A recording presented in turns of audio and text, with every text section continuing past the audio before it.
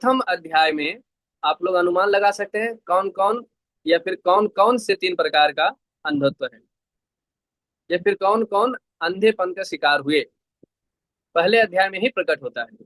तीन प्रकार का व्यक्ति अंधत्व का शिकार है, तीन प्रकार के अंधत्व से।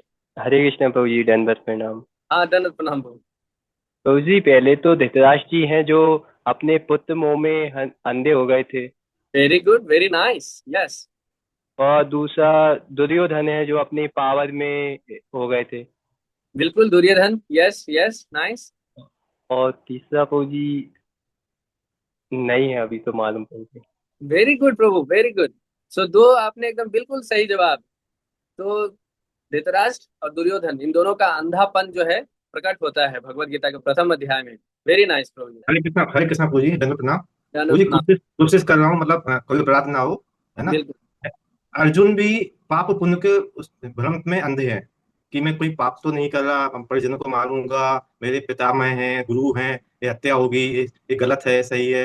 मतलब उसमें वो यहाँ पे मतलब गुरुजनों के प्रति और पितामह के प्रति, अब उसको हम मोह का है या पाप का है, पाप की जो फीलिंग आ रही है उसके प्रति है, जो भी है प्रभु जी। लेकिन मतलब अर्जुन प्रभु जी जो है मतलब भ्रमित है यहाँ पे, क्योंकि वो जो हत्या होने वाली शुद्ध में उनके द्वारा, पितामह की, गुरु की और बांधवों की, तो उसमें उनको जो पाप दिख रहा है और जिससे उनको मतलब एक पीड़ा है मन में, और वो मतलब दिग्भ्रमित हो गए इस समय, तो भगवान की शरण में वो जाते हैं, भगवान से आश्रय मांगते हैं। तो मतलब अर्जुन अज्ञानी नहीं, अर्जुन तो बहुत बड़े विद्वान है ना, परम भक्त है भगवान के, भगवान के मित्र भी हैं। लेकिन कहीं ना कहीं उनके यहाँ पे मतलब एक पर्दा सा आ रहा है सामने कि मैं क्या जो कर रहा हूँ सही तो गलत है, सही है, और इससे मुझे पाप पुण्य का भागी बनना पड़ेगा। ये उनके बीच में संशय चल रहा है। तो तीसरे पात्र अर्जुन हो सकते हैं, मतलब संभावना है, लेकिन अपराध हो तो क्षमा करना। हरे कृष्ण। बालचंद्र प्रभु, बहुत इम्प्रेसिव जवाब।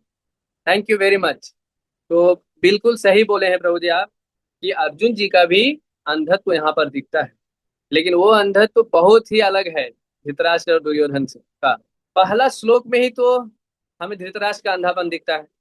वो अंधे हैं इसीलिए सवाल कर रहे हैं, नहीं तो वो कुरुक्षेत्र के युद्ध में मैदान में ही होते, या फिर वो देख पाते।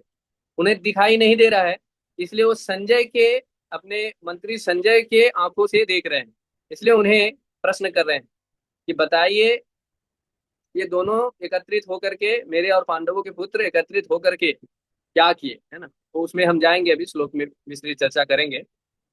तो ये है शारीरिक रूप से अंधापन है धृतराष्ट्र का, जो केवल शारीरिक नहीं है, क्योंकि उनका जो मोह है या फिर जो आसक्ति है अपने पुत्र के प्रति, उसके कारण, या फिर वो जो एक इच्छा है, एक लालसा है सत्ता पाने का, वो चीज पाने का, जो वो एक लालसा जीवन भर रह गया उनके पास, है ना, अंतिम क्षण तक।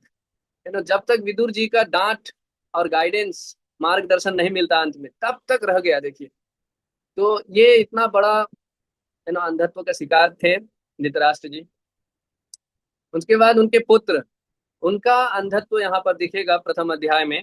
हम सब लोग देखेंगे कि कैसे उनका पुत्र, राज सत्ता के प्रति उनकी आसक्ति, राज्य के प्रति आसक्ति और पांडवों के प्रति द्वेष, और भगवान श्री कृष्ण जो स्वयं भगवान है, सबसे बड़े कल्याण कारक, उनके कल्याण के लिए भगवान स्वयं शांति दूत बनकर जाते हैं। भगवान स्वयं प्रस्तावना देते हैं, है ना, सबसे मतलब अत्यंत अनुकूल और उदार शर्तों पर शांति का प्रस्तावना भगवान रखते हैं कि 5 गांव दे दो आप पांडवों का। और भगवान का जो कल्याणकारक हाथ है उनके ऊपर कृपा करना चाहते हैं भगवान, उस कृपा को वो देख नहीं पाते। केवल उनका राज्य के प्रति आसक्ति और पांडवों के प्रति द्वेष के कारण भगवान की कृपा को अनदेखा कर देते हैं। तो उनका अंधापन यहाँ तक चला गया कि भगवान का कृपा को स्वीकार नहीं कर पाए। तो ये हुआ दुर्योधन का अंधत्व। तीसरा जो प्रथम अध्याय में अंधत्व दिखेगा आपको, वो है अर्जुन जी का। अर्जुन जी कुल धर्म और क्षत्रिय धर्म, ये दोनों के बीच में चयन करने में कंफ्यूज हो जाते हैं, धर्म संकट में पड़ जाते हैं। क्या श्रेयस्कर है वो देख नहीं पाते हैं। इसलिए वो प्रश्न पूछते हैं भगवान श्री कृष्ण से 2.7 कि यह श्रेयस्या निश्चितम ब्रूहि तन्मे, कि मेरे लिए क्या श्रेयस्कर है बताएं। तो वो देख नहीं पाते हैं। अब यहाँ आचार्यगण हमें कहते हैं, आचार्यगण की टीका में, टिप्पणी में, कमेंट्री में, तात्पर्य में हमें क्या पता चलता है कि अर्जुन जी हमेशा से भगवान श्री कृष्ण का महान भक्त हैं, लेकिन उस परिस्थिति में उनको डाला गया हम सब मानव जाति को भगवत गीता का संदेश देने के लिए। एक बहाना बनाया गया अर्जुन को, तो परिस्थिति में डाला गया उनको। ये जो अंधापन है, ये जो कंफ्यूजन है, ये जो माया है, ये जो भ्रम है अर्जुन का, ये परिस्थितिक है, ये वो उसमें है नहीं। अर्जुन जी भ्रम में नहीं है, उनको भ्रम में डाला गया, तो ये परिस्थितिक है। धृतराष्ट्र का पुत्र मोह के कारण और शारीरिक अंधे हैं वो। दुर्योधन द्वेष जन्य अंधे हैं वो। द्वेष जन्य माने द्वेष, पांडवों के प्रति द्वेष से जन्मा अंधा है, उनका अंधापन है। और अर्जुन का जो अंधापन है वो परिस्थिति जन्य, परिस्थिति से जन्मा है, वो केवल उस परिस्थिति के कारण। अब देखिए, भगवत गीता भगवान श्री कृष्ण के मुख कमल से जो प्रकट हुआ, ये भगवत गीता में समर्थ, ये भगवत गीता क्या समर्थ है कि नहीं सब प्रकार के अंधेपन से व्यक्ति को मुक्त कराने के लिए। अर्जुन का अंधेपन से भगवत गीता मुक्त कराए कि नहीं? बिल्कुल। धृतराष्ट्र और दुर्योधन को कराए, धृतराष्ट्र और दुर्योधन लेकिन मुक्त नहीं हो पाए। क्यों? क्योंकि ये जो हठ है, God helps those who help themselves, ये कहावत है। अगर हम भगवान का कृपा स्वीकार करना ही नहीं चाहे, केवल वो ही एक चीज है भगवान की कृपा से हमें रोक सकती है। भक्ति जीवन में भी हम देखते हैं, भक्ति में आने के बाद, भक्तों के संग में आने के बाद केवल एक ही व्यक्ति है जो हमें कृपा प्राप्त करने से रोक सकती है। वो कौन है? हम स्वयं। हम अगर ठान ले कि नहीं चाहिए कृपा, नहीं चाहिए भक्तों का संग का कोई प्रभाव नहीं पड़े मेरे ऊपर, मैं उनके बीच में रहूंगा, भक्तों के साथ रहूंगा लेकिन भक्तों का संग नहीं करूंगा। ये संभव है। साथ में रहना और संग प्राप्त करना, ये दोनों में अंतर है। आप देखिए दुर्योधन, आप देखिए धृतराष्ट्र, कौन कौन किनके किनके सानिध्य प्राप्त हुए उनको। महान महान वैष्णव न, व्यास देव जी जो सारे शास्त्रों के रचयिता हुए, स्वयं जा करके धृतराष्ट्र को और दुर्योधन को समझा रहे हैं, लेकिन उनके कान में बात घुस नहीं रही है। अब देखिए विदुर जी, आप देखिए भगवान श्री कृष्ण स्वयं स्वयं जाते हैं दुर्योधन के दरबार में, धृतराष्ट्र दुर्योधन दोनों सुनता है, समझ में नहीं आता। केवल एक ही व्यक्ति कृपा से रोक सकती है, वो है हम स्वयं। तो धृतराष्ट्र और दुर्योधन ये दोनों का कल्याण भगवत गीता का प्रभाव नहीं पड़ने का कारण वो दोनों स्वयं हैं। तो बात यहाँ पर क्या है, अगर धृतराष्ट्र स्वीकारता, अगर धृतराष्ट्र ये विजन रख पाता, अगर धृतराष्ट्र जो एक ऐसा, कई बार हमारे अंदर हमारे साथ भी आप देखेंगे, कोई ऐसा इच्छा है, कोई ऐसा एक एम्बिशन या क्या कहते हैं, ऐसा एक लालसा जो हम हृदय में उनका पोषण कर रहे हैं, जमा कर रखे हैं कि एक दिन हम ये करेंगे, बहुत बड़ा कुछ भी हो, है ना, या तो हम पूरा दुनिया में उड़ते हुए घूमेंगे, कुछ भी, एनीथिंग, एक दिन हम जो है ऐसा कुछ करेंगे। और वो इच्छा जो है ना ऐसा जमा के रखते हैं हम कि उसी इच्छा के साथ हम मर जाते हैं। धृतराष्ट्र इनका उदाहरण है कि कैसे वो जो इच्छा है कि मेरा बेटा राजा बनेगा, ये राजगद्दी मुझे बस, मुझे प्राप्त नहीं हो पाया क्योंकि शारीरिक रूप से मैं सक्षम नहीं हूँ, मेरा पुत्र बनेगा, ये जो दूसरे के अधिकार को हड़प करके अपना बनाने का ये इच्छा जो है, इसी पे वो दबा रहा। इतना सारा सत्संग मिलने के बाद भी, सुपदेश मिलने के बाद भी वो नहीं समझा। कहीं ना कहीं भक्ति सिद्धांत सुधीर ठाकुर, श्रील भक्ति सिद्धांत सुधीर ठाकुर के जो उदाहरण है ना, वो एंकर वाला, नाव खेपते रहते हैं रात भर, लेकिन एंकर जो है वो जमीन में गड़ा हुआ है, इसलिए नाव आगे ही नहीं भागते हैं। सुने हैं ना आप लोग, है ना, बारात जाता है और नाव वाला कहते हैं कि आप लोग सब सो जाओ और हम पहुंचा देंगे शादी में, और रात भर नाव खेपते रहते हैं, नाव चलाते रहते हैं, लेकिन वो नाव आगे ही नहीं जाता है। सुबह सब लोग जब जगते हैं तो देखते हैं जहां बैठे थे नाव में वही बैठे हैं। तो नाविक से पूछता है कि क्या हुआ भाई, आप तो पहुंचाने वाले थे। बोले मैं तो रात भर चला रहा हूँ नाव, मेरा क्या गलती है। लेकिन वो जो है ना, वो एंकर जो है वो हटाया ही नहीं वो नाव का। वो नाव चलाने से क्या होगा, एंकर जो है नाव को रोक के रखी है।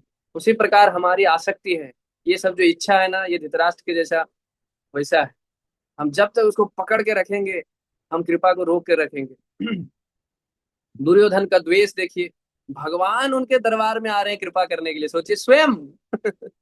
और वो कृपा फिर भी प्राप्त नहीं कर पाया। तो ये तीन प्रकार का, और ये जो परिस्थिति जन्य है ना जो अर्जुन जी पढ़े हैं, कई बार ये भ्रम जो है ना, ये भी हम अनुभव करते हैं जीवन में। आप देखिए, आप आएंगे, आपका चेतना बहुत सुंदर है, मतलब चेतना एकदम कृष्ण चेतना है, सब कुछ ठीक ठाक है, संग हो रहा है, साधना हो रहा है, सब बढ़िया हो रहा है।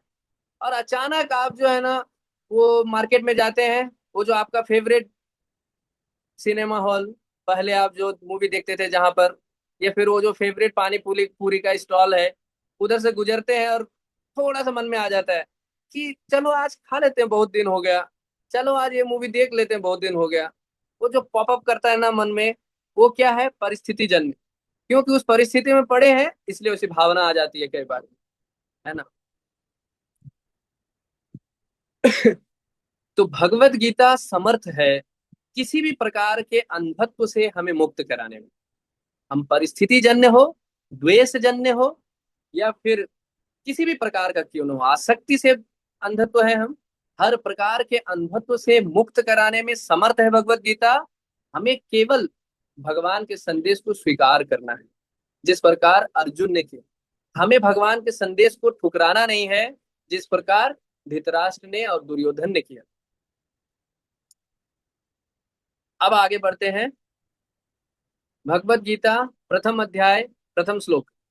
धृतराष्ट्र वाचा धर्म क्षेत्रे कुरुक्षेत्रे समवेतायुत्सवः मामकाः पांडवाश्चैव किमकुर्वत Sanjay.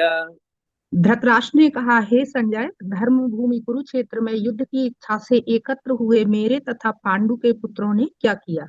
Very good, thank you माता जी, थैंक यू। अनशेयर कर सकते हैं स्क्रीन।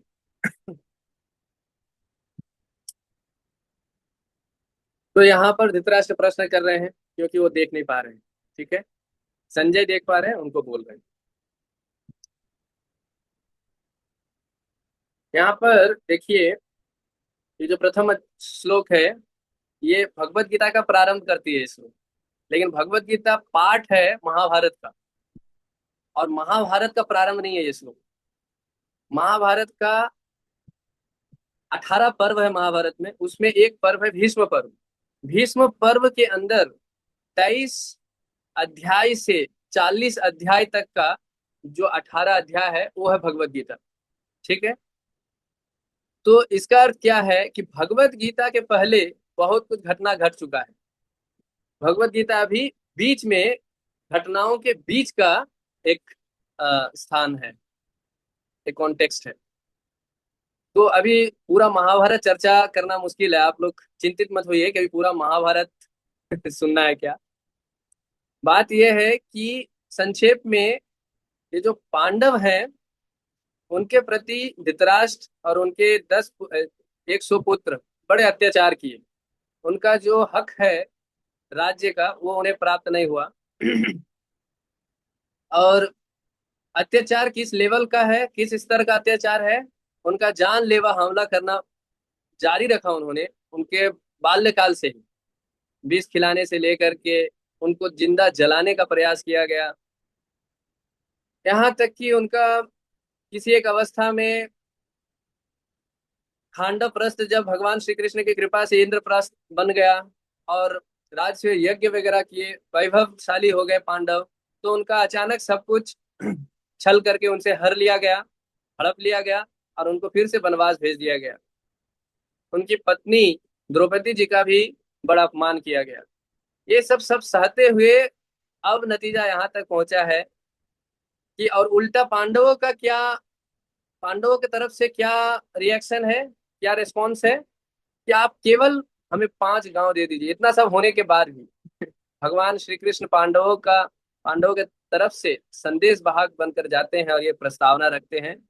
और दुर्योधन का जो उद्दंडता है, वो ये है कि उस प्रस्ताव को भी वो ठुकरा देते हैं, और उल्टा जवाब ये देते हैं कि बिना युद्ध किए सुई के नोक के बराबर, सुई के नोक में जितना जमीन आएगा उतना जमीन भी हम नहीं देंगे। तब जाके आज क्या हुआ है, दोनों सेना कुरुक्षेत्र में एकत्रित हुए और धृतराष्ट्र ये प्रश्न पूछ रहा है अपने मंत्री से कि धर्म क्षेत्र कुरुक्षेत्र समवेत युद्ध मामका पांडवाश्चैव किम अकुर्वत संजय। धृतराष्ट्र के वचन में ये देखिए पहला शब्द क्या आया है, पहला शब्द क्या है इस श्लोक में, धृतराष्ट्र पहला शब्द क्या बोल रहे हैं, धर्म क्षेत्र, धर्म भूमि। ये धर्म क्षेत्र क्या है, ये देखिए ये विशेषता बताता है, ये विशेषण है। धर्म क्षेत्र किसका विशेषण है, कुरुक्षेत्र का। कुरुक्षेत्र का विशेषता बता रहा है धर्म क्षेत्र से। क्या क्या अर्थ है, जो कुरुक्षेत्र है वो धर्म भूमि है। अब देखिए जैसे अ, पहले के समय में क्या होता था, कोई लेन देन में अगर कोई झूठ बोल रहा है, कोई विवाद हो रहा है, तो लोग क्या कहते हैं, चलो मंदिर में, मंदिर में जा करके आप ये बोलो, भगवान के विग्रह के सामने ऐसा बोलो कि ऐसा नहीं किया है, या फिर इतना दिया है इतना नहीं दिया है, तब मान लेंगे। अभी तो अभी तो वो लेन देन में इतना सारा वो सब पेपर बनाते हैं, एक पेपर अपने पास रखते हैं, एक पेपर उनके पास, एक पेपर कोर्ट में रहता है, सब होने के बाद भी चीटिंग हो जाता है। तो तभी क्या था कि ठीक है, ये न्याय अन्याय के बीच में लड़ाई चल रहा है, तो चलो कहाँ लड़ना है, कुरुक्षेत्र के मैदान में, क्योंकि वो धर्म भूमि है, वहां पर न्याय जो है विजय पाएगी, अन्याय के विरोध में जो है जस्टिस होने वाला है, क्योंकि वो धर्म भूमि है। अब यहाँ पर ये जो प्रश्न कर रहे हैं ना धृतराष्ट्र, जो प्रश्न किया है देखिए कि वो लोग एकत्रित हुए हैं युद्ध सभा, सॉरी युद्ध सभा नहीं, क्या शब्द है, धर्म क्षेत्र कुरुक्षेत्र समावेता युद्ध सभा, युद्ध की इच्छा करके युद्ध के लिए दोनों एकत्रित हुए हैं, सब वो ही बोल रहे हैं। व्हाट डिड दे डू, एकत्रित होने के बाद वो लोग क्या किए। अब अगर आप लोगों से कोई कहे कि मंदिर में वो दोनों प्रभु जी गए थे और वो दोनों प्रसादम हॉल में गए और प्रसादम का समय चल रहा था और प्रसादम परोसा जा रहा था और दोनों के प्लेट में प्रसादम डाला गया और दोनों बैठे हैं प्लेट के सामने, व्हाट डिड दे डू, वो लोग क्या किए, तो बड़ा स्पष्ट आंसर है कि वो लोग प्रसाद लिए। लेकिन अगर मान लीजिए कोई जो है 2 दिन पहले का बासी प्रसाद जो है परोस रहा है और तब वो सवाल करे कि ये प्रसाद परोसने के बाद क्या किए वो लोग खा लिए क्या कि नहीं खाए, तब मतलब इसके अंदर क्या है, एक हिडन प्रश्न है। कई बार क्या होता है यहाँ पर विशेष करके देखिए, धृतराष्ट्र के प्रश्न ना स्ट्रेट फॉरवर्ड प्रश्न नहीं है कि युद्ध के लिए एकत्रित हुए उनके बाद क्या किए, वो लोग युद्ध किए कि नहीं किए, अब आंसर दो संजय, युद्ध किए कि नहीं किए, हाँ युद्ध किए, ये आंसर नहीं सुनना चाह रहे हो। उनके मन में कोई दूसरा सवाल है, उनके वचन में जो सवाल है वो दूसरा है ना, वो पूछ रहे हैं कुछ और लेकिन मन में है कोई और बात। और क्या बात है, मन में है डर और मन में है आकांक्षा, मन में किसी बात की अभिलाषा है और किसी बात की डर है। डर किस बात की है कि कहीं ये धर्म क्षेत्र है, कुरुक्षेत्र जो है वो धर्म क्षेत्र है, अर्थात मेरा पुत्र जो दुर्योधन है उसके ऊपर धर्म का प्रभाव न पड़ जाए और वो अच्छा ना बन जाए। अगर वो अच्छा बन जाएगा फिर वो बोलेगा कि नहीं नहीं लड़ाई वड़ाई नहीं करना है, आप ले लो आधा राज्य, आप लो आधा मैं लेता हूँ, चलो यहाँ पर समझौता कर लेते हैं। कहीं ये भावना ना आ जाए मेरे पुत्र के माथे में, कहीं वो अच्छा ना बन जाए, कहीं वो भक्त ना बन जाए और राज्य ना छोड़ दे, वो समझौता ना कर ले पांडवों के साथ, ये डर है। और अभिलाषा किस बात की है कि ये धर्म भूमि ना पांडवों को प्रभाव करना चाहिए, वो लोग पहले से ही धार्मिक है और प्रभावित करना चाहिए और वो लोग युद्ध करने से मना कर देना चाहिए, देना चाहिए राज्य और मेरा बेटा राजा बन जाएगा। अब देखिए जो चीज होने ही वाला है उस चीज का डर है, या फिर वो चीज ना हो ऐसी आशा कर रहे हैं, और जो चीज नहीं होने वाला है उस चीज की आशा कर रहे हैं धृतराष्ट्र। उनका बेटा राजा बने, ये नहीं होने वाला है उसका आशा कर रहे हैं। वो दुर्योधन सुधर जाए ऐसा जो वो डर कर रहा है, ये डरने की बात नहीं है, क्योंकि दुर्योधन को पवित्र स्थान कुरुक्षेत्र क्या ही प्रभाव करेगा, जिनको भगवान श्री कृष्ण स्वयं गए समझाने के लिए। भगवान श्री कृष्ण का सानिध्य, भगवान श्री कृष्ण का प्रत्यक्ष रूप से सदुपदेश सुनने के बाद भी दुर्योधन पर प्रभाव नहीं पड़ा, तो अब ये कुरुक्षेत्र का मैदान क्या ही प्रभाव पड़ेगा दुर्योधन के ऊपर।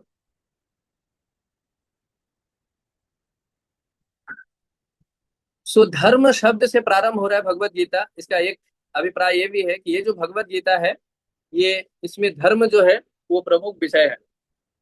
धर्म के बारे में, अपने कर्तव्य के बारे में व्यक्ति जो है पूरी तरह से सटीक हो सकता है। कर्तव्य विमूढ़ व्यक्ति जो है कर्तव्य उन्मुख हो सकता है। ये धर्म ग्रंथ है ये सबसे बड़ा।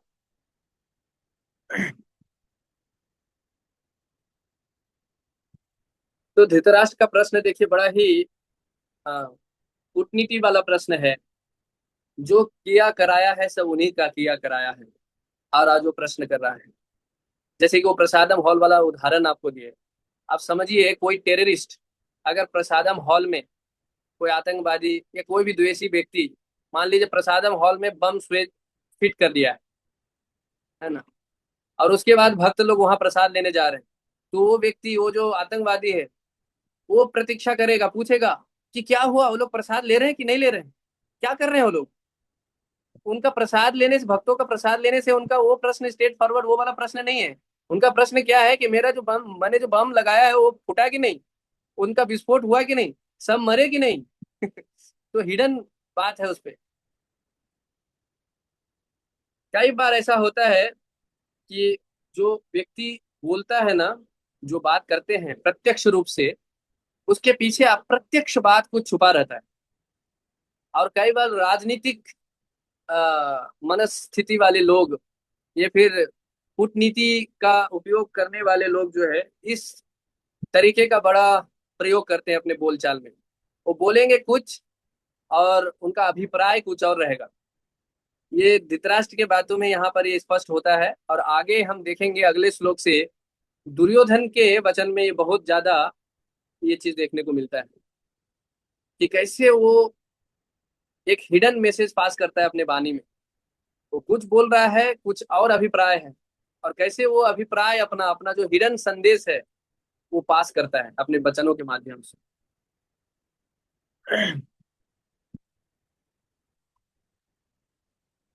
यस, तो ये है धर्म क्षेत्र कुरुक्षेत्र समवेतायुत्सवा मामका पांडवाश्चैव किम अकुर्वत संजय। यहाँ पर देखिए मामका पांडवाश्चैव। अब ये जो पांडव के पुत्र, पांडु महाराज के पुत्र पांडवगण हैं, युधिष्ठिर भीम अर्जुन नकुल और सहदेव, और धृतराष्ट्र के 100 पुत्र है दुर्योधन इत्यादि, ये दोनों जो है ना कौरव वंशी हैं, दोनों एक वंश के हैं। लेकिन यहाँ पर माम का पांडव कहकर राजा जो राजगद्दी में बैठे हैं धृतराष्ट्र, वो स्वयं ये दोनों को अलग कर देते हैं। वो स्वयं एक पार्शियलिटी वाला भाव रखते हैं, पार्शियलिटी वाला मेंटालिटी है उनका, उन्हें पृथक करते हैं दोनों को तो स्वयं।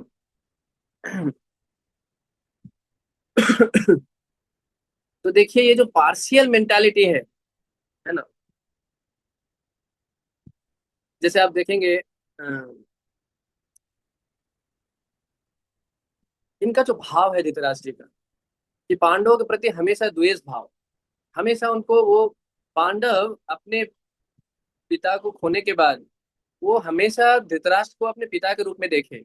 और ये बात स्पष्ट होता है जब महाभारत के युद्ध के बाद युधिष्ठिर महाराज राजा बनते हैं।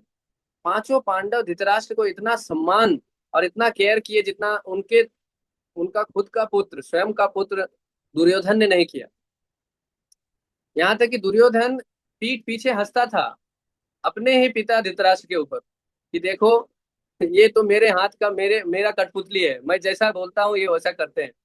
और ये सब बात धृतराष्ट्र को समझ में आता है बाद में, जब युधिष्ठिर राजा बनते हैं तब उनको पता चलता है कि पांडव के मन में क्या भावना है, उनके में कितना स्नेह और कितना सम्मान है।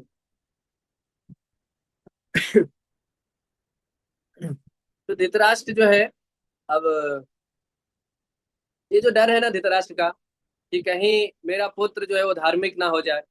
ये वैसा है, कई बार होता है ना, कुछ लोग भले ही कैसे भी हो, कैसे भी जीवन जी रहे हो, अगर कहीं जाते हैं धर्म स्थल पर, धाम में, तीर्थ में, मंदिर में, जब वो देखते हैं सब लोग मंदिर में भक्ति कर रहा है, सभी जो है कीर्तन में नाच रहे हैं, गा रहे हैं, तो वो भी संग में नाचने गाने लगते हैं। कई बार देखते हैं कि सब लोग कुछ ना कुछ दान पेटी में डाल रहे हैं, तो हो सकता है वो व्यक्ति बहुत कंजूस हो, लेकिन फिर भी सब डाल रहे हैं इसलिए वो थोड़ा बहुत वो भी डाल देते हैं, है ना। तो एक बार एक भक्त बता रहे थे, एक सुंदर जोक है कि एक बहुत कंजूस आदमी था, वो मंदिर में गया दर्शन लेने और लाइन में लगा हुआ था। तो वो व्यक्ति देख रहा है सब लोग दान दे रहा है, तो वो भी अपना बटुआ या फिर पर्स निकाला और देखने लगा कौन सा फटा नोट है ना, जो नहीं चलेगा, वो नोट निकाला और वो देने जा रहा था। तो पीछे से एक आदमी उनका कंधा थपथपाया और 500 का नोट दिया। वो 500 का नोट लिया और अपना 10 का फटा हुआ नोट लिया और हुंडी में डाल दिया।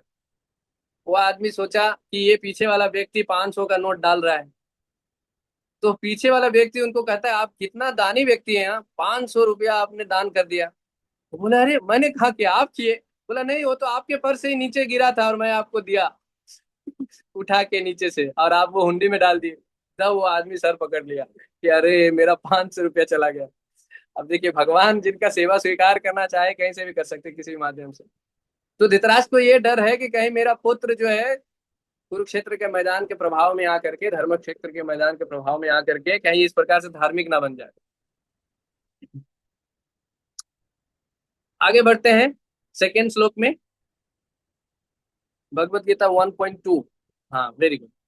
ये अब संजय जो है, संजय जी उत्तर दे रहे हैं। धृतराष्ट्र का वो प्रश्न था पहला श्लोक, और ये पूरा जो अध्याय है ये संजय जी का उत्तर है धृतराष्ट्र का उस प्रश्न का। देखिए क्या कह रहे हैं संजय जी। संजय उवाच दृष्ट्वा तु पाण्डवानीकं व्यूढं दुर्योधनस्तदा आचार्य उपसंगम्य राजा वचनम अब्रवीत। हरे कृष्ण प्रभु जी। हाँ, यस। संजय ने कहा, हे राजन, पांडुपुत्रों द्वारा सेना की व्यूह रचना देखकर राजा दुर्योधन अपने गुरु के पास गया और उसने ये शब्द कहे। हरे कृष्ण प्रभु जी। धन्यवाद प्रभु, हरे कृष्ण। यस। तो यहाँ पर देखिए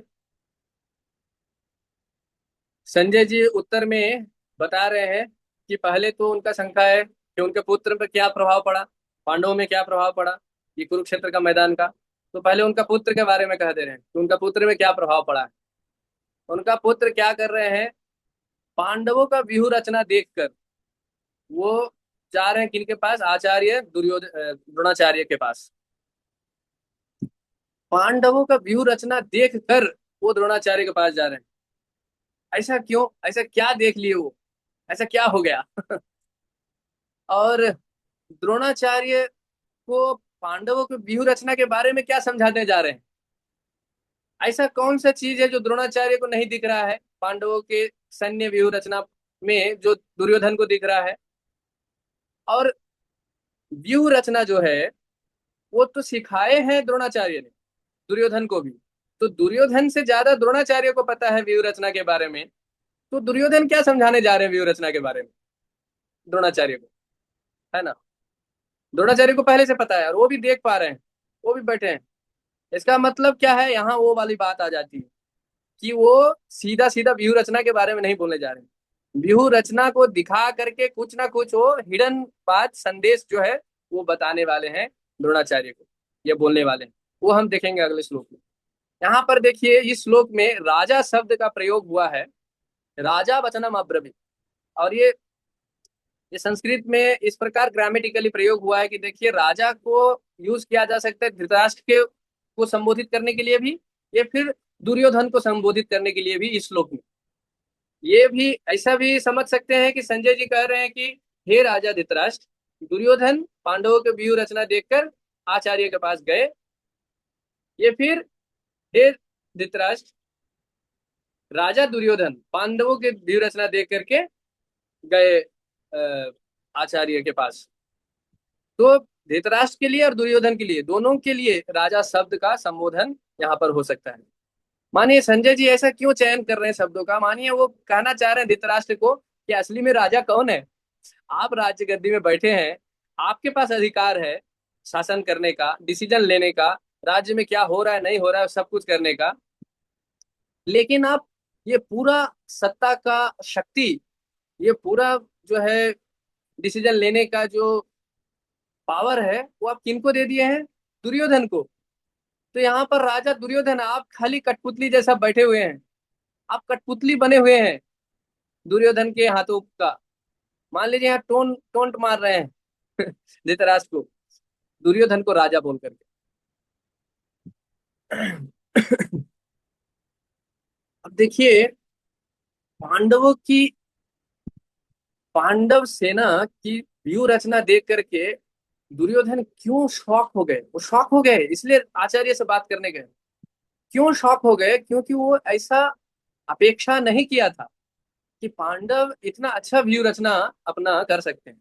जैसे होता ना किसी, जैसे कि आप लोग जो क्रिकेट से फेमिलियर है, क्रिकेट जो गेम है उससे, तो आपको पता है बैट्समैन का स्टैंड, एक स्टैंड होता है बैट्समैन का, उसी से पता चल जाता है कि बैट्समैन कैसे बैटिंग करने वाला है, वो डिफेंड करेगा कि एग्रेसिव बैट्समैन है, पता चल जाता है।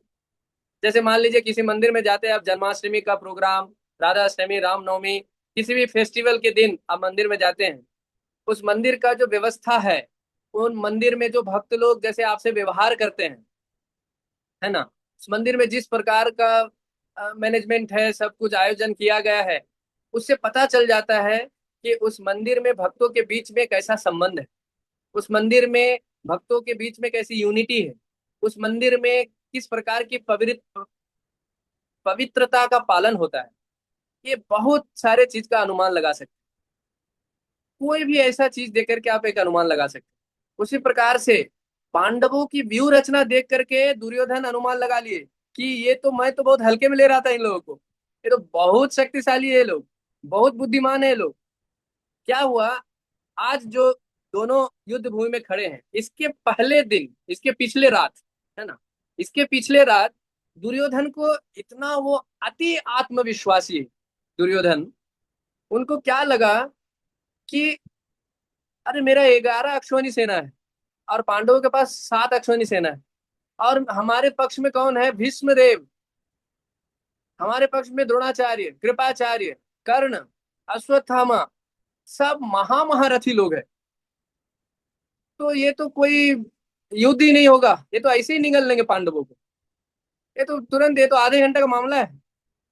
वो अति आत्मविश्वासी, ओवर कॉन्फिडेंट होता है ना, तो उनको क्या लगा कि थोड़ा तो युद्ध हो, थोड़ा मजा तो आए मारने में, तो क्या करें वो लोग तो मुझे लगता है पांडव लोग ऐसे ही हार गया होगा, बहुत मोरोस हो गया होगा, बड़ा ही हतोत्साहित हो गए होंगे।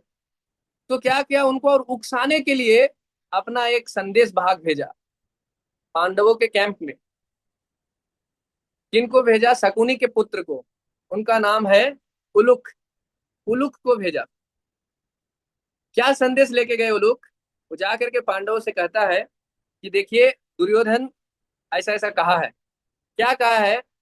भीम को कहा है कि भीम तुम अपने आप को बहुत शक्तिशाली समझते हो, मैंने तुमको बर्तन धुलवाया है विराट के किचन में, और अर्जुन मैंने तुमको नपुंसक नपुंसक बना दिया। ऐसे सबका जो स्ट्रगल वाला दिन था, ये जो भी समस्या वाली घड़ी थी, वो सब याद स्मरण करा रहा है दुर्योधन, और उकसा रहा है। और क्या कहता है कि, एक सेकंड, दुर्योधन क्या कहता है कि ये अवस्था होती है जब कोई कमजोर व्यक्ति एक बलशाली और शक्तिशाली व्यक्ति को चुनौती देने का दुस्साहस रखता है। अब देखो तुम लोगों को कैसे क्या हाल करता हूं मैं कल युद्ध के भूमि में। इस प्रकार से उकसाने वाला शब्द जो है दुर्योधन अपने उलूक के बोल के भेजा। उत्तर में सब लोगों ने उत्तर दिया। अर्जुन ने कहा कि देखो जो नपुंसक होते हैं वही सी बात करते हैं, कल युद्ध भूमि में मेरा गांडीव जो है वो बात करेगा। ऐसे बोल करके उनको भेजा गया। और ये सब हुआ पिछले रात को, और आज सुबह पांडवों का सेना का व्यू रचना देख करके दुर्योधन शॉक हो गया। कि इन लोगों को तो मैं सोच रहा था कि कोई शक्ति सामर्थ्य नहीं है, लेकिन इतना सुंदर व्यू रचना किया है इन लोगों ने, है ना।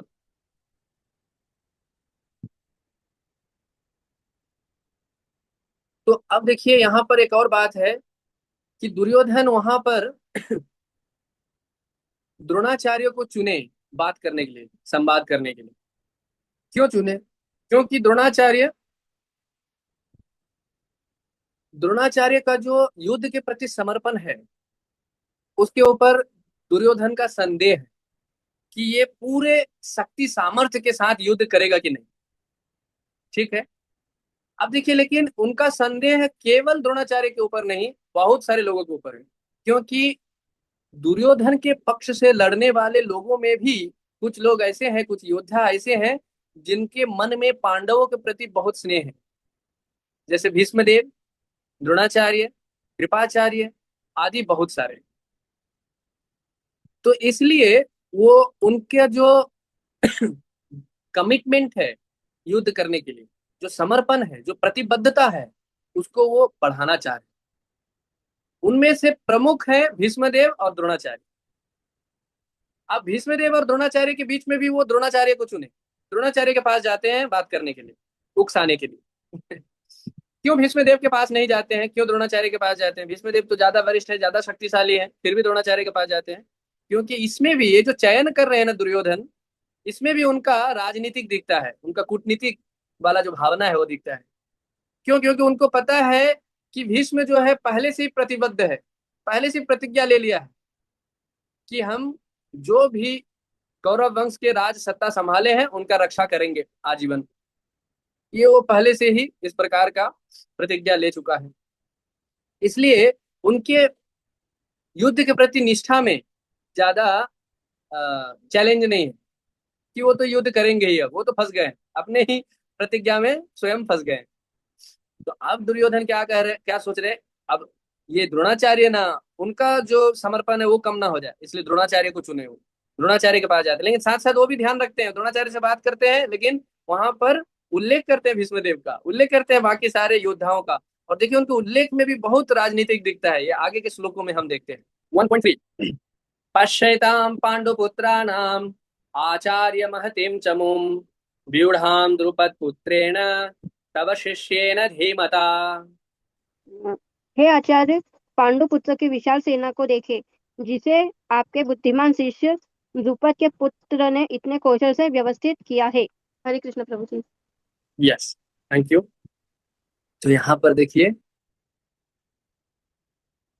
एक तो ये बात है कि वो देखने के लिए बोल रहे हैं। देखिए, पश्यताम, पश्यताम का अर्थ क्या है? देखिए, ये आचार्य देखिए, पांडवों की व्यूह रचना को देखिए, सैन्य व्यूह रचना को।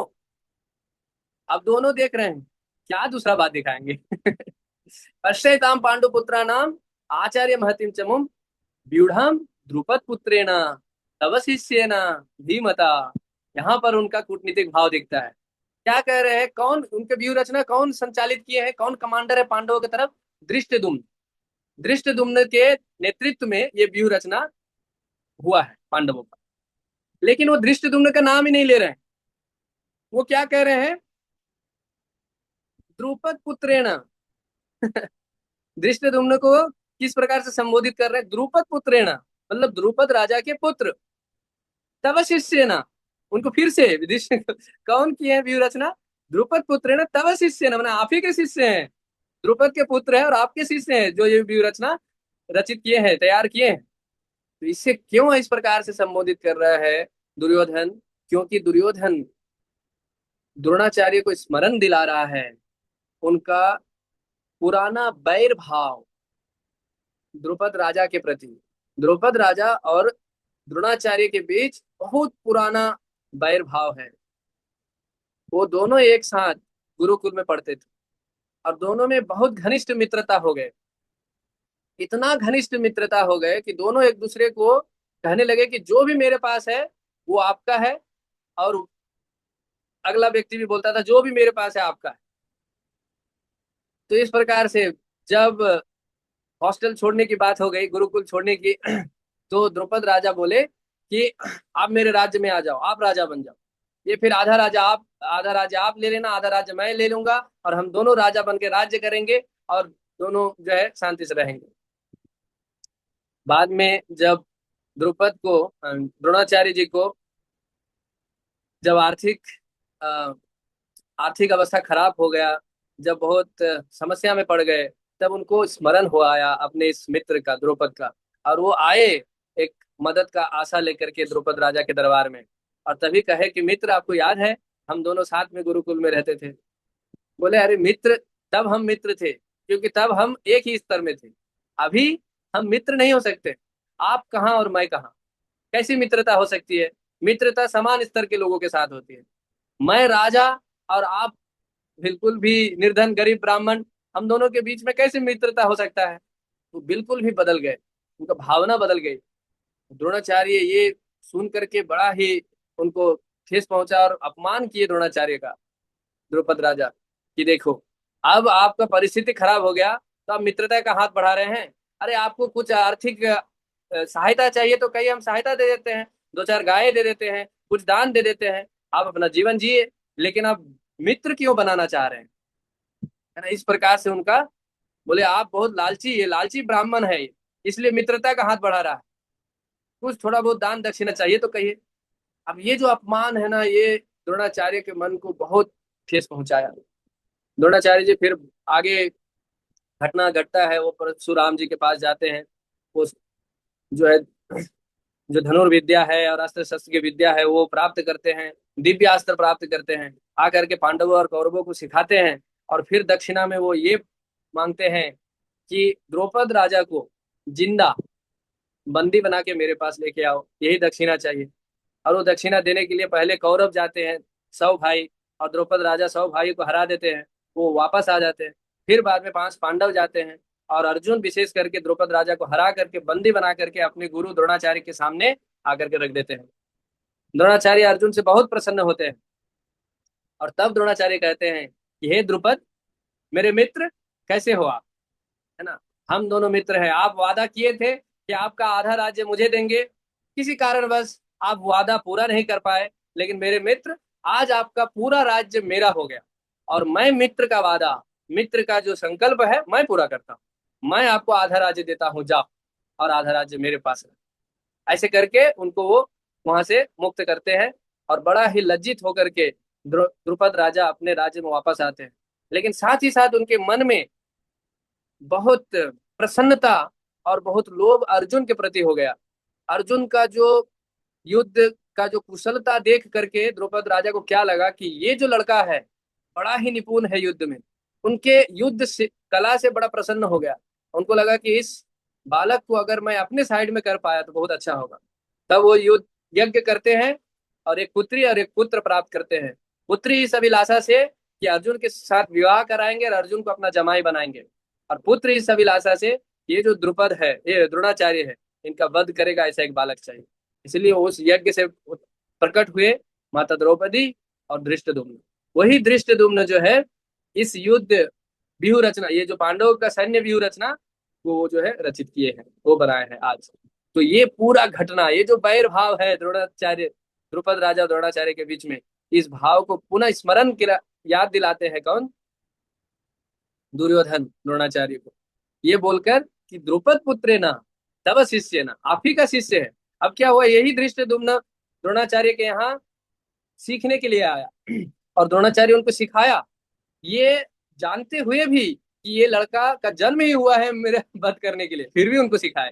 क्योंकि ये कर्तव्य है एक टीचर का कि कोई भी आपको शिक्षा प्राप्त करने के लिए अभिलाषा लेकर के आता है तो आप उनको पढ़ाएं। वो अपना कर्तव्य किए, इतना उदार भाव से, इतना निस्वार्थ भाव से। उस निस्वार्थ भाव को दुर्योधन नहीं देख रहे हैं, उसको क्या देख रहे हैं? उनको गलती देख रहे हैं।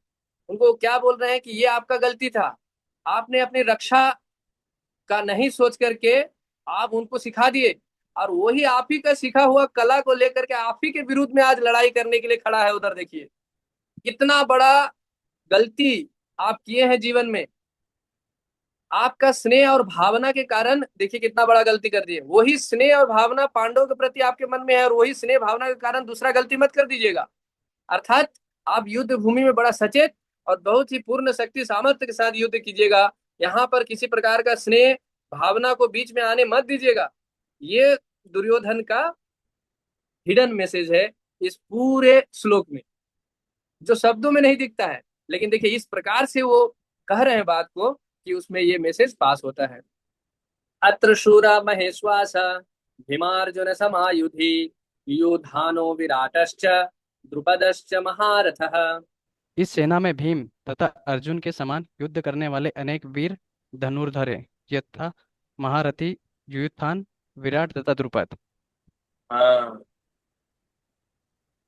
तो अब देखिए दुर्योधन वो आकलन कर रहे हैं, वो असेसमेंट कर रहे हैं दोनों पक्षों के योद्धाओं के बीच, कि किस पक्ष में, किन पक्ष में कौन कौन महारथी हैं, कौन कौन बड़े बड़े योद्धा हैं।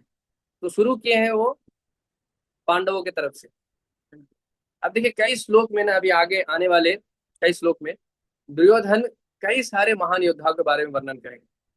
और मैं सोच रहा था कि इन योद्धाओं के विषय में अगर हम थोड़ा चर्चा करें ना, तो थोड़ा सा महाभारत का चर्चा हो जाएगा और एक अच्छा बैकग्राउंड बन जाएगा। ये पूरा जो फर्स्ट चैप्टर है, ये पूरा फर्स्ट चैप्टर में जितना हो सके थोड़ा महाभारत का चर्चा आ जाएगा, तो और आगे आने वाले जो गीता का जो संदेश है उसका एक बेस बन जाएगा। तो इसलिए अगले अगले कई सेशन में ये हम विस्तार से इन सब पर्सनालिटी है जो योद्धा के विषय में चर्चा करेंगे। आज का जो श्लोक है उसमें क्या है, अर्जुन जी, भीम जी, युधान। युधान एक्चुअली कौन है, सात्यकी। सात्यकी का दूसरा नाम है युधान। उनके पिताजी का नाम था सात्यक, इसलिए उनका नाम पड़ गया सात्यकी। उनका नाम एक है युधान, जो भगवान श्री कृष्ण के ही वंशज भाई हैं और अर्जुन के शिष्य हैं। ये जो युधान है ये द्रोणाचार्य से ही सीखे सैन्य विद्या, है ना, युद्ध विद्या। लेकिन बाद में आगे का जो कला है उसी विद्या में वो अर्जुन से प्राप्त किए और भी ज्यादा। ये है युधान। और विराट, विराट तो आप सब समझ ही रहे हैं, विराट जिनके राज्य में पांडवगण माता द्रौपदी के साथ अज्ञातवास में, वो जो अज्ञातवास का समय 1 साल का था वो उनके राज्य में बिताए थे। और वहीं पे विराट में महायुद्ध हुआ था। अर्जुन अकेले कौरवों के जितने बड़े बड़े महारथी थे सबके साथ सामना किए थे अकेले। क्योंकि कौरवों को पता चल गया कीचक की मृत्यु के बाद कि हो ना हो पांडव यहीं पे छुपे हैं, क्योंकि कीचक को केवल 3 ही लोग मार सकते थे। ये तो दुर्योधन स्वयं, मतलब उस कला में, जिस कला में मारे थे कीचक को, क्योंकि कीचक का मृत्यु के बाद वो कीचक का जो बॉडी है उसका व्हाट्सएप में सर्कुलेट हो गया पूरा उनका पिक्चर। नहीं नहीं, सॉरी, व्हाट्सएप नहीं था तभी, मतलब ऐसे ही सर्कुलेट हो गया कि कैसे मारा गया, उनका विवरण पूरा कौरवों को पता चल गया। तो उनका विवरण सुनते ही दुर्योधन को लगा कि अरे इस प्रकार से उनका मारना, क्योंकि किस प्रकार से मारा गया था, उनका हाथ और पैर दोनों उनके शरीर में ऐसे घुसा दिया गया था कि पूरा शरीर बॉल जैसा हो गया था। मतलब इस प्रकार से कीचक जैसे महा इतना शक्तिशाली योद्धा को केवल 3 ही लोग मार सकते हैं। वो है दुर्योधन स्वयं, या फिर बलराम जी, या फिर तीसरा है भीम जी। तो दुर्योधन को लगा बलराम जी तो वहां द्वारका में है और मैं यहाँ हूँ, तो फिर तीसरा बच्चा भीम, भीम ही मारा होगा, इसका मतलब विराट के राज्य में ये पांचों पांडव छुपा हुआ है, चलो आक्रमण करो। तो सारे योद्धाओं को लेकर के वो आक्रमण करने आ गए। भीष्म भीष्म देव भी थे उसमें, द्रोणाचार्य, कृपाचार्य, कर्ण था, सभी 100 भाई थे, जितने महारथी थे सब लोग आ गए। और इधर से केवल अकेले अर्जुन थे और सबको अर्जुन हरा दिए। वो बड़ा बढ़िया युद्ध, वो पूरा विस्तार से कभी महाभारत पर चर्चा करेंगे तो चर्चा होगी कैसे युद्ध हुआ था, इतना सुंदर। सोचिए 14 वर्ष के बाद अर्जुन जो है अपने पितामह भीष्म से, अपने गुरु द्रोणाचार्य से मिल रहे हैं, और कैसा मिलना हो रहा है, युद्ध करते हुए। तो पहला बाण जो है ना वो चलाते हैं, भीष्म देव के चरणों में जाकर के गिरता है आशीर्वाद लेने के लिए, द्रोणाचार्य के चरणों में जाके गिरता है आशीर्वाद लेने के लिए। तो भीष्मदेव और द्रोणाचार्य ये दोनों बड़ा प्रसन्न होते हैं अपने अर्जुन को देख करके, पहचान करके ये अर्जुन है। तभी दुर्योधन कहता है कि ये पकड़ा गया, ये अर्जुन है, पांडव है, चलो इनको फिर से जाना पड़ेगा वनवास में।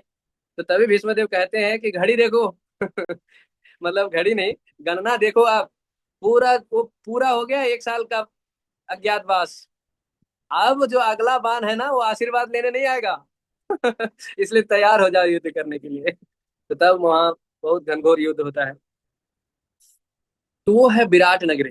ये जो विराट राजा है, इन्हीं की पुत्री उत्तरा के साथ अभिमन्यु के पुत्र, हम सॉरी, अर्जुन जी के पुत्र अ, अभिमन्यु के साथ विवाह हुआ था। और उन्हीं उत्तरा के गर्भ में महान भक्त, भागवत भक्त जो है, जिन्होंने 7 दिन तक सुखदेव गोस्वामी के मुख से पुराण भागवत का श्रवण किया, परीक्षित महाराज का जन्म हुआ था। तो विराट राजा, वो भी बहुत बड़े योद्धा थे और बहुत सारे युद्ध उन्होंने लड़ा था। लेकिन ये जो महाभारत का युद्ध था, ये उनके जीवन का अंतिम युद्ध था। इसी युद्ध में 15वां दिन विराट का मृत्यु होता है द्रोणाचार्य के हाथ। द्रोणाचार्य उनको उनका वध करते हैं।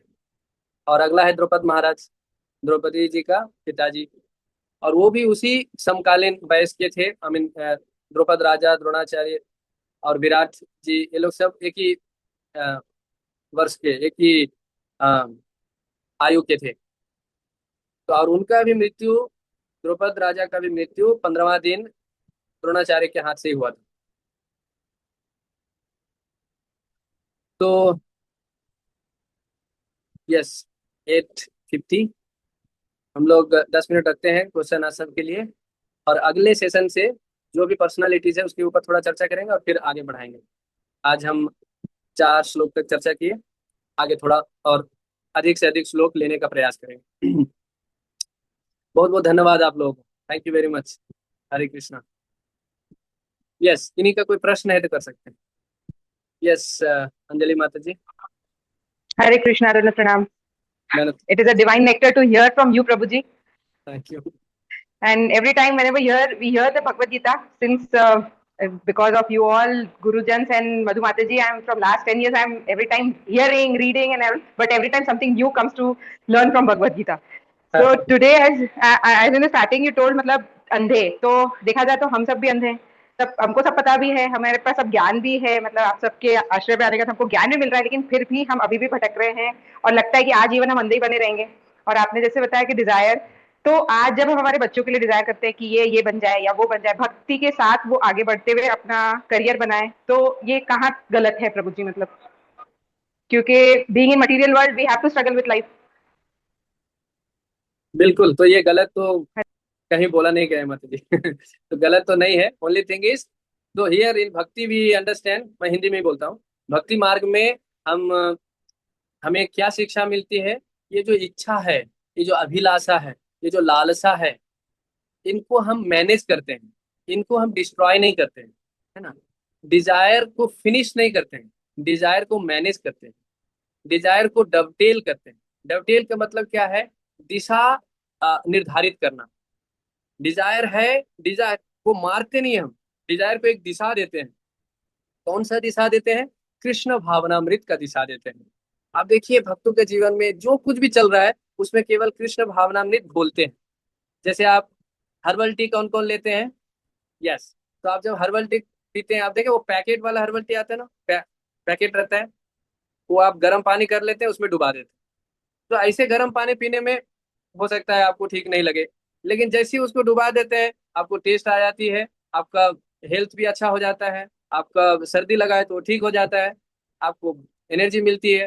तो उसी प्रकार से हमारे जीवन में जो कुछ भी चल रहा है, एनीथिंग, उसमें हम ये घोलते हैं कृष्ण भावना में।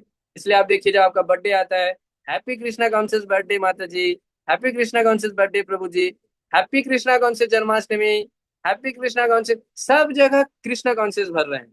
न्यू ईयर भी आता है तो भक्तों के लिए क्या हो जाता है? Happy Krishna conscious new year. कई बार बाहर के लोग नए नए जब सुनते ही, ये कृष्णा कॉन्शियस क्यों डाल रहे हैं लोग, happy new year, happy birthday. लेकिन नहीं, हमारा हैप्पी बर्थडे हैप्पी नहीं होने वाला है सिर्फ हैप्पी हैप्पी बोलने से। कृष्णा कॉन्शियस नहीं डालेंगे तो हैप्पी नहीं होगा। हैप्पी इसीलिए होता है क्योंकि वहां पर कृष्णा कॉन्शियस है, नहीं तो फिर वो बाहर के लोगों का बर्थडे तो आता ही है, देखिए कितना हैप्पी है वो लोग। लेकिन भक्तों का सब कुछ हैप्पी हो जाता है जब कृष्णा कॉन्शियस भूल जाता है जीवन में। तो हम अपने जीवन का हर एक इवेंट, हर एक परिस्थिति, हर एक Dzire, even Dzire, Bhagavad Gita में ही देखिए, कामोस्मि भरत सेवा भगवान कह रहे हैं।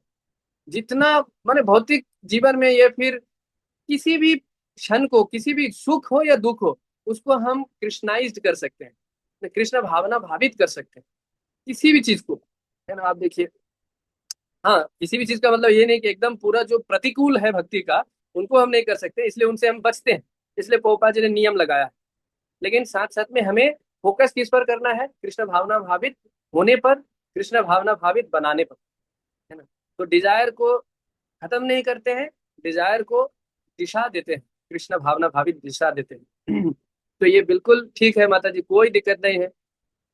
ब, बच्चे को, बच्चे के भक्तिमय जीवन के बारे में सोचना, प्लानिंग करना, उनको, उनके लिए प्रयास करना, ये कर्तव्य है माता पिता का, है ना। अगर हम गृहस्थ आश्रम में हैं, अगर हम माता हैं, पिता हैं, और अगर हम बच्चे के भविष्य के बारे में नहीं सोच रहे हैं, बच्चे के कृष्ण भावना भावित जीवन के बारे में कुछ सोच ही नहीं रहे हैं, हम अगर सन्यासी जैसा जीवन जीने का अगर सोचते हैं, प्रेरित होते हैं कि हाँ भाई छोड़ो दुनियादारी, छोड़ो घर द्वार, चलो हरिद्वार, तो वैसे में नहीं चलेगा। वैसे में फिर हम क्या हो रहे हैं, हम फिर अपराध करेंगे, हम फिर अपने ही कर्तव्य से विमुख हो जाते हैं। और इनका सबसे बड़ा उदाहरण है भगवत गीता स्वयं, है ना। आप देखिए अर्जुन जी, वो आप देखिए आगे आने वाले श्लोकों में वर्णन होगा, दूसरे अध्याय के बाद से, तीसरे अध्याय की शुरुआत से आप देखिएगा, अर्जुन जी भ्रमित हो रहे हैं कि अरे ये फिर लड़ूं कि नहीं लड़ूं, फिर तो नहीं लड़ना ठीक लग रहा है, फिर तो हम छोड़ देते हैं सब कुछ, वही बेहतर है।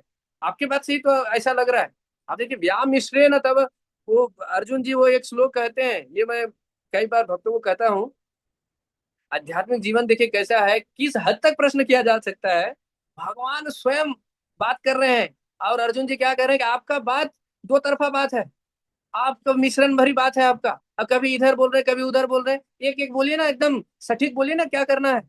ये श्लोक है ये। अर्जुन जैसा बोल रहे हैं, सोचिए कैसा प्रश्न किया जा सकता है, सोचिए भगवान को प्रश्न कर रहे हैं ऐसा। इसलिए प्रश्न करना बहुत अच्छी बात है। इसलिए आप देखिए प्रभुपाद जी ने कह दिया प्रश्न उत्तर होना चाहिए। तो यस, अर्जुन जी परिस्थिति से भाग रहे थे, है ना। भागना वाला ऑप्शन के बारे में सोच रहे थे एटलीस्ट, कि अरे ये छोड़ते हैं ये युद्ध वगैरह, बड़ा टेंशन वाला चीज है ये तो।